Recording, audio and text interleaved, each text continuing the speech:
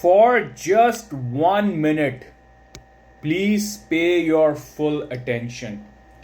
Welcome to Super Science University Bhagavad-Gita, which only can fulfill any of your wishes, aka the real Santa.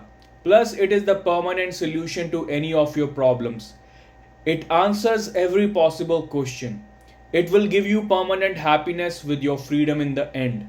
The highest, most prime, most secret, and the only complete knowledge, which is the source of everything. Please refer to Yatharth Gita by Swami Argadanand on yatharthgita.com or Spotify, which is the only genuine and complete source of knowledge. Please note, incomplete knowledge is dangerous. So, this guy, so much popularity, that is even reflected in his channel name. Shri hit Premanand Govind Sharan Ji Maharaj. So it's called hit. Also named as Bhajan Marg. He has beaten the famous Sadguru in popularity. I will explain everything, so be patient and remain with me throughout the video to know the complete truth. So first thing first is that his kidneys failed. Doctor gave up on him. He still survives. And that's the first main reason for his popularity.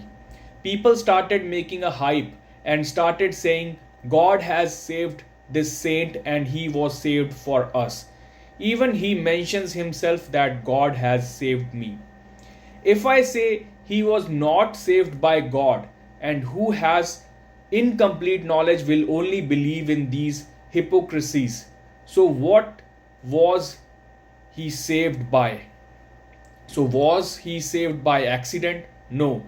So what could be the reason? I will try my best to explain, but without complete knowledge it might not be possible to understand. So bear with me. He managed to survive because of his karma. What he is preaching is nothing new that you or others don't know. Since he was saved and he started saying that God has saved me, everyone starts listening to him. Before that, people might not have even paid attention towards him. Then Premanand ji says, you have to do complete devotion to God, which is not wrong. But without complete knowledge, there is no clarity, and how can you do complete devotion to God without even knowing God? He doesn't give any different unknown knowledge and just keeps on saying, do complete devotion to God. Radhe Radhe.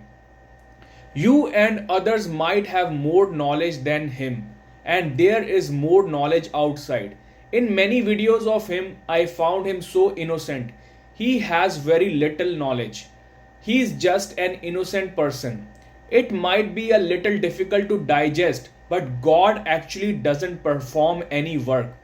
So how is everything happening? It's because of the laws of karma and nature. God is the owner, creator is not God. So until one is under this nature and law of karma, God doesn't interfere. We all are humans which fall under this category. What does karma mean? We all humans have desires and we work to fulfill them, right? But then you might be thinking, some keep on working but their desires are never fulfilled. What happens to them? We all are connected. The system works as a whole and not individually. Also, we all are the same in the end. Sounds complicated, right? But life is a game for those who know the complete truth. So separating bad from good is not complete knowledge. And that is all what Premanand ji has been preaching. Don't do this, don't do that. For life to be understood, you have to go through the complete rules, and then only you can understand the game of life, which is the most complicated game. Since in the game of life, whoever is playing has won the game. There is no winning or losing in it like a normal game. But you can only play after knowing the full rules. It is as simple as that. How can you even play when you don't know the rules? When you start playing, then only does God function. Since then, you start becoming like a transmitter of God. One thing I have noticed after listening to many gurus, acharyas, swamis, Maharaj, etc., is that no one will ever speak about their own shortcomings. I have listened to Sadguru, Acharya Prashant, Shri Ravi Shankar, Osho, ISKCON Prabhupada, Amog Leela Prabhu, Swami Chinmayananda, and many more. Innocent people like Premanand ji would say, I am God's worker and I am trying my best to preach. Or Acharya Prashant would say, I am a learner and trying my best to preach what I know. Knowing your own shortcomings and accepting them is the most difficult task. They all got famous because of many reasons. For example, their speaking style. And then they all got so busy in preaching others that they never had time to check upon themselves. The real reason for their popularity is their own karma. We all are humans, and if you are born, it means since you had some desires. Desire is the main reason for birth. Later, you would realize that desire in itself is a sin. But the single desire for the ultimate is not a bad desire, since there is nothing left after that to desire. But it is also a desire. Not to worry, it would also be overcome soon. But how? Only after complete knowledge. Firstly, there is theoretical complete knowledge, and after that comes the part of following it practically. Practice makes a man perfect. You have to check the validation of that knowledge by applying that in your life, and then only it would be true for you. Believing in something is not true. Those who are not preaching Bhagavad Gita, including Premanand ji, are way behind the ultimate truth. And those who are preaching other knowledge like Ashtavakra Gita, etc., with Gita, haven't understood the real meaning of Bhagavad Gita, including the others I mentioned already.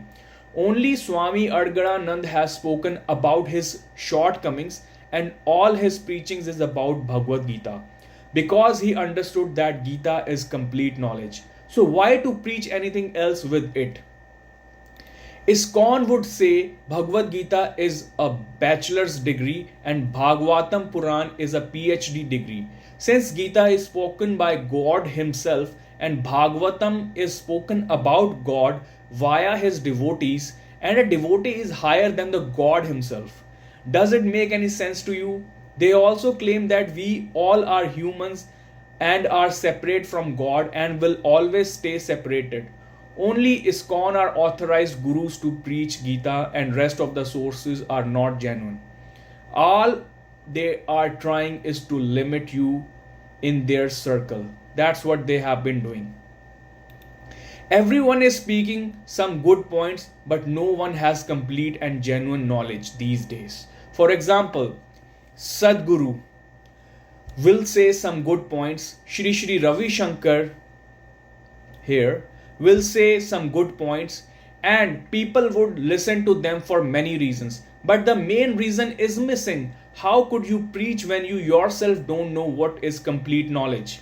In our human history, only Krishna is the complete incarnation of that ultimate, and therefore he has the authorization to give complete knowledge.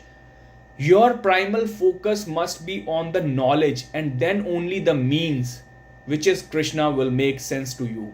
Krishna is basically a complete man, and by a complete man, it only means God. We all are incomplete, so we fall under the human category. When we will be able to remove all the animal instinct within us, we would also be able to start moving towards the godly instinct. Since humans are just like a pendulum, so they go here and there, like towards animal instinct and towards human instinct, like being complete human, which is God. So guys, I have listened to them all and then I'm giving you my conclusion. It's not like I just came across a particular source and then I gave this conclusion. I have been studying them all for a long time, and that's how I came to know. Trust me. If you do not trust me, then go by yourself and see